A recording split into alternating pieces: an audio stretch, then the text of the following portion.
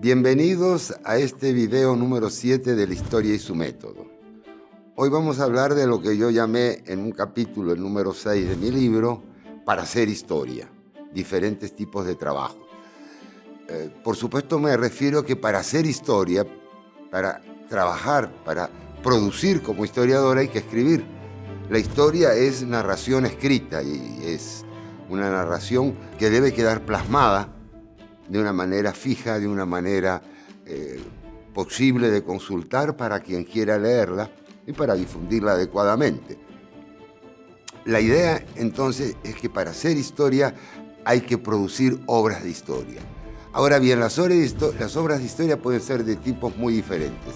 Están las académicas, que son las tesinas, que se usan para las maestrías y las licenciaturas, las tesis para los doctorados, hay artículos, ponencias, artículos para revistas históricas, científicas, hay trabajos de divulgación que se escriben para los diarios, para las revistas, en fin, para ser guía de los museos, etc. Y hay trabajos más generales que llamamos los libros de historia. Estos libros de historia, que comprenden toda la amplia gama de lo que se escribe y se produce, tienen diferentes objetivos según los casos. Yo en este libro los clasifico básicamente según dos características.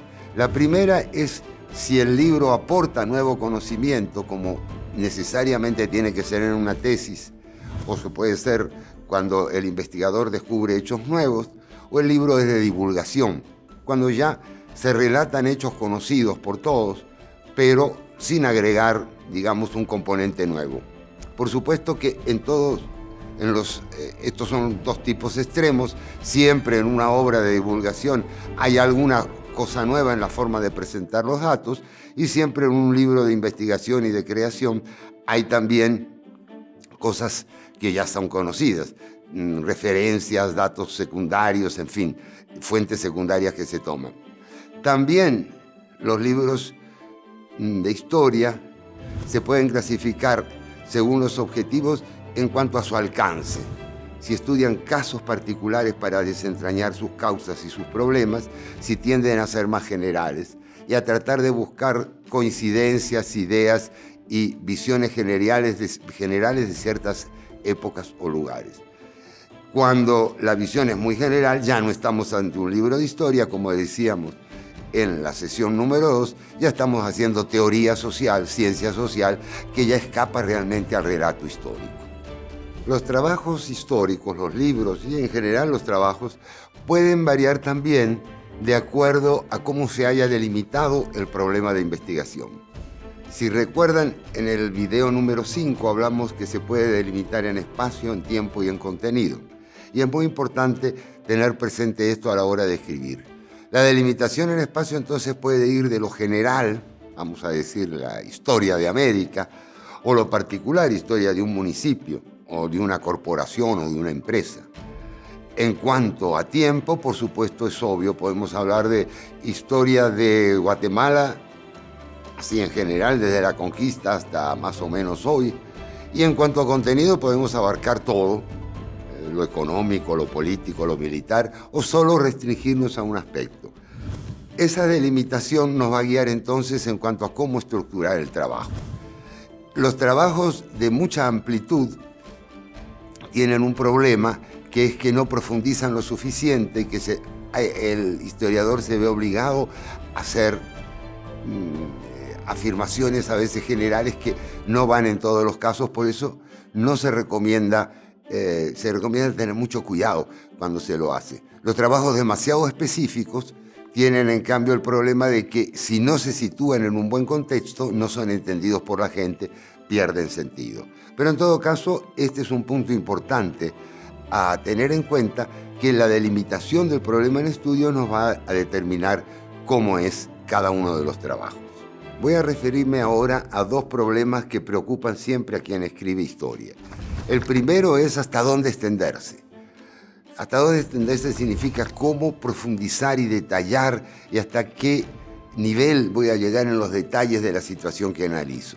Y eso tiene que ver en parte con un en parte con limitaciones externas. A veces no podemos hacer un libro de 1000 páginas porque nadie lo va a editar, o no podemos hacer un libro de 50 páginas que a todos les va a parecer insuficiente. Hay un problema de buen criterio y hay también un problema, obviamente, de difusión, de costos, de capacidad, digamos, de llegar a un público. Pero en todo caso hay que tener en cuenta esto. Si profundizo demasiado y doy demasiados detalles, pierdo la sensación de relato. Me voy demasiado a lo elemental. Y si generalizo mucho, pierdo también la sensación de relato. Por lo que yo recomendaría al escritor de obras de historia que cuide ante todo eso, la secuencia, la idea de narrativa. El otro tema que quiero tratar ahora es el de la objetividad. Ya hablamos acerca de la crítica de las fuentes, de la voluntad, de la ética del investigador, pero ahora quiero decir que cuando uno escribe debe tener mucho cuidado con cada palabra. Cada palabra debe ser pensada, porque cuando cargamos de adjetivos, cuando calificamos a la gente, estamos realmente en la posibilidad de salirnos de la objetividad, de expresar nuestros sentimientos. Es verdad que uno debe juzgar, pero no juzgar como un juez, no juzgar como un moralista. Uno debe juzgar como lo hace, yo digo en el libro, un geólogo, que dice si una roca es de un tipo o de otro tipo, calificando, pero no en el sentido moral, no en el sentido de positivo o negativo.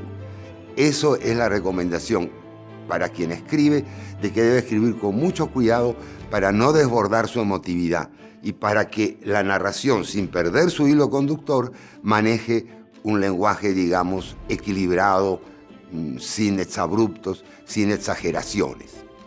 Uno de los problemas que yo he encontrado en la enseñanza de la historia, cuando enseño historia, es que la mayoría de la gente tiene un cierto rechazo por la historia, rechazo que viene de su época escolar.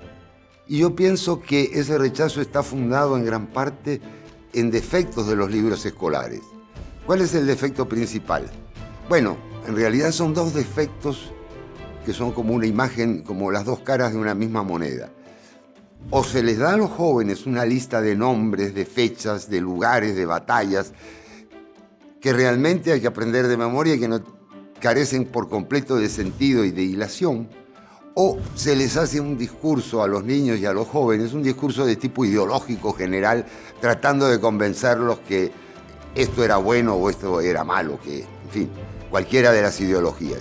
Creo yo que para hacer buenos libros de historia, lo que hay que tratar de hacer es que los jóvenes entiendan que estamos hablando de seres vivos, seres que vivieron, pero que eran igual que uno, que tenían pasiones, que tenían emociones, que cometían errores, que hacían sacrificios y también mezquindades.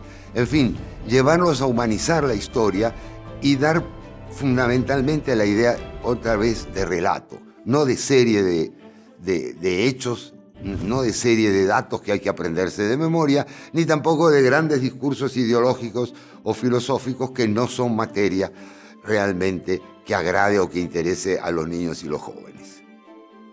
Con esto terminamos entonces este video, este capítulo, y vamos a pasar en el siguiente, en el video número 8, a ver ya cómo se fabrica, cómo se construye, cómo se arma los libros de historia.